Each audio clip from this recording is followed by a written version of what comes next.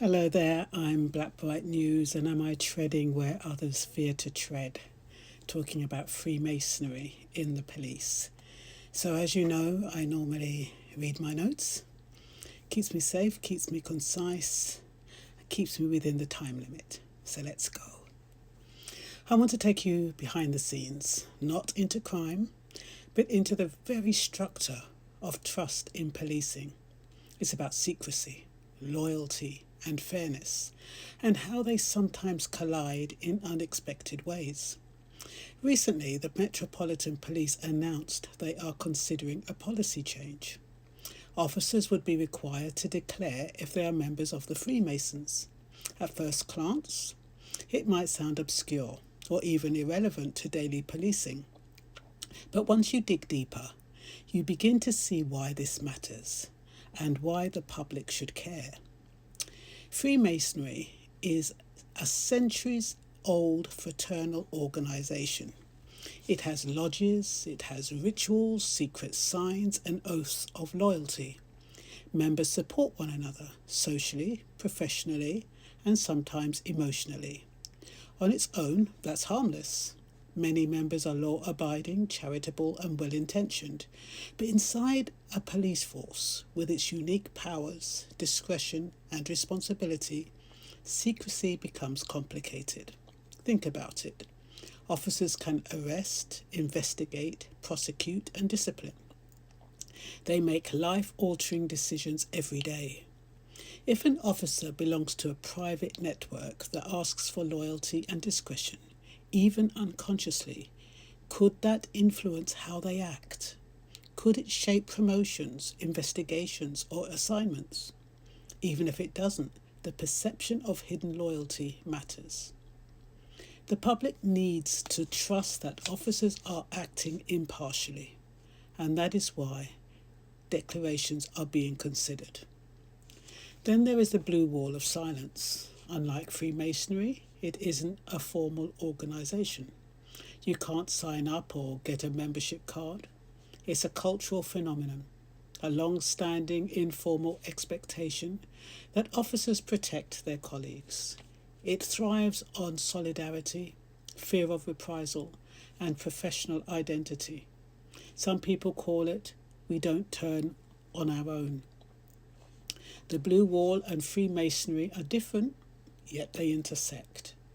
Both create loyalty networks, both influence behaviour, both can subtly and sometimes unconsciously affect decisions. But only one, which is Freemasonry, is traceable and declarable. The Blue Wall is a culture, invisible on paper, but very real in practice. And this is where unconscious bias comes in. We all have biases we don't see. Inside policing, those biases can manifest in loyalty to colleagues or networks, sometimes without any deliberate intent. If you share a secret oath with someone, or belong to a group that stresses mutual support, your instincts change. You give the benefit of the doubt. You trust more readily. You may overlook mistakes. Similarly, if you are embedded in a culture that values solidarity, the blue wall, you might hesitate to speak up about wrongdoing. These biases aren't crimes, they aren't necessarily conscious, but they influence fairness and decision making, and the public cannot see them. So when we talk about Freemasonry and the Blue Wall, we're really talking about two layers of loyalty here: influence and bias, one structural, one cultural, that can quietly shape policing unless we actively manage transparency. So why public trust is at stake? The public judges policing not by the law, but by perception. When people learn there are secret networks within the police, or that loyalty can outweigh transparency, it undermines confidence. They wonder if investigations are impartial. Will misconduct be addressed fairly? Are promotions based on merit or connections? Even the appearance of unfairness can erode foundation of policing, because policing relies on trust. Without it, everything falters. So what The proposed policy should include a declaration. Policy is a tool, not a punishment, so it should require officers to declare formal memberships. This includes Freemasonry or other secretive organisations with rituals and loyalty obligations. 2. It should identify and manage conflicts of interest. If an officer's membership overlaps with cases, investigations or promotions, safeguards should apply, including recusal or supervision. 3.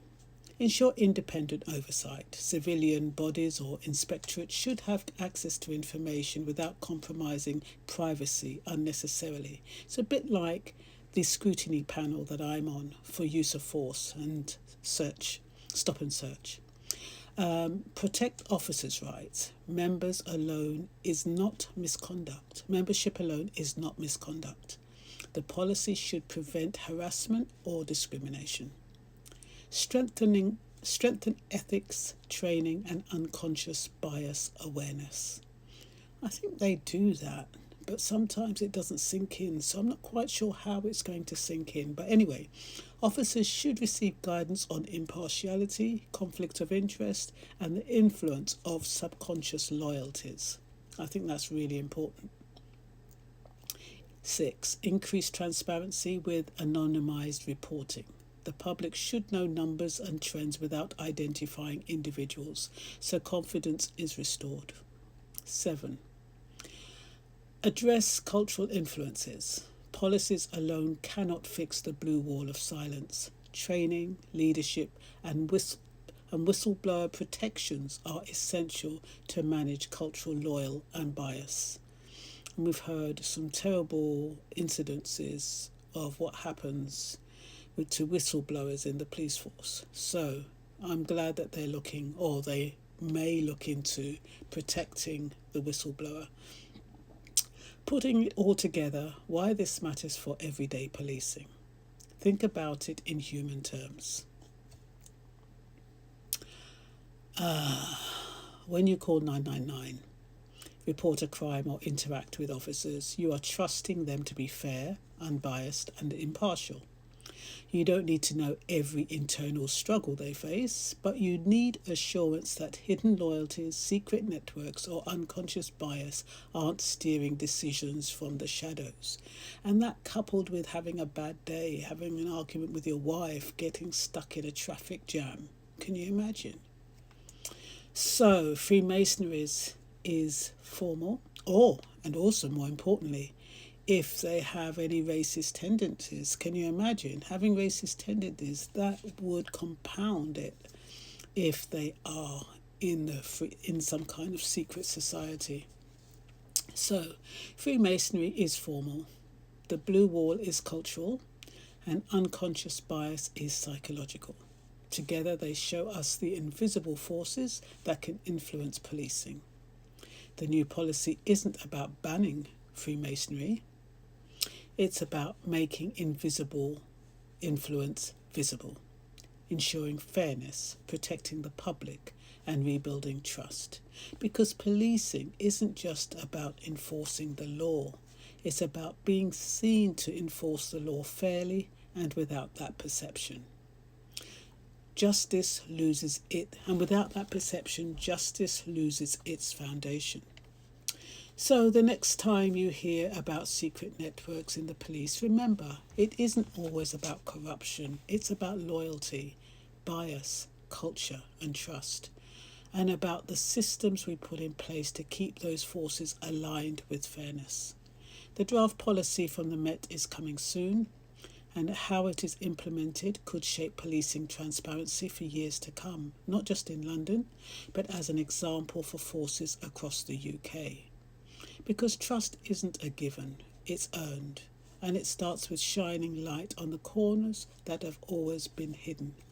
So I hope you found that useful. If you didn't know what Freemasonry was, or if you didn't know about the secret societies, and if you didn't know the implication of being in a secret society and being loyal to your colleagues, I hope this has opened the door. And that's all for now. Bye-bye. Speak to you soon. Take care now.